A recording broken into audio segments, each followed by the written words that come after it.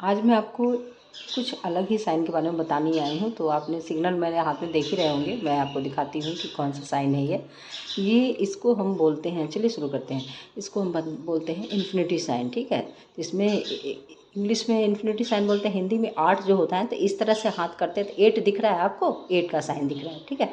इस तरह से करते हैं तो इसको इन्फिनिटी सिंबल बोलते हैं, ठीक है। यानी दोनों तरफ से सेम होता है। तो चलिए कहाँ बनता है, तो चलिए मैं बताती हूँ। तो सबसे पहले आप देखिए, ये आपका आयु रेखा हो गया, ये मस्तिष्क रेखा हो गया, ठीक है। और ये आपका हृदय रेखा हो गया।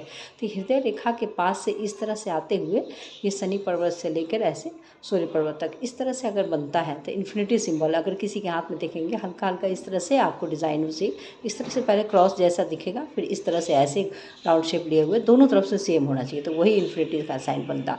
अगर ऐसे बहुत कम हाथों में ये चीज़ बनता है, 1% 2% में देखा गया है इस तरह का साइन। अगर ये इन्फिनिटी सिंबल किसी के हाथ में बनना है तो सोच लीजिए कि आप बहुत लकी पर्सन हैं, अब बहुत रिच होने वाली हैं। बिलियनियर के हाथों में ऐसा साइन देखा गया है, काफ़ी रिच होता है इंसान।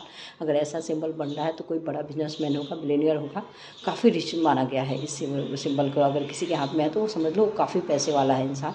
आम आदमी के हाथ में ये सिंबल तो बनता ही नहीं है। तो ये सब होता है कि बड़े बड़े बिजनेसमैन, बड़े बड़े अरबपति के हाथों में इस तरह का सिंबल देखा गया है। 1-2% हाथों में ऐसा देखा जाता है।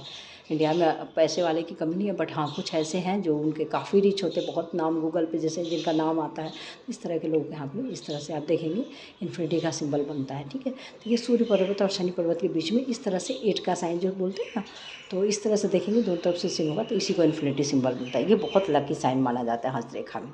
Thank you so much. मेरा वीडियो देखते रहिए, ऐसी अच्छी अच्छी जानकारी, यूनिक जानकारी लेकर आती रहूँगी। जय माता दी दोस्तों।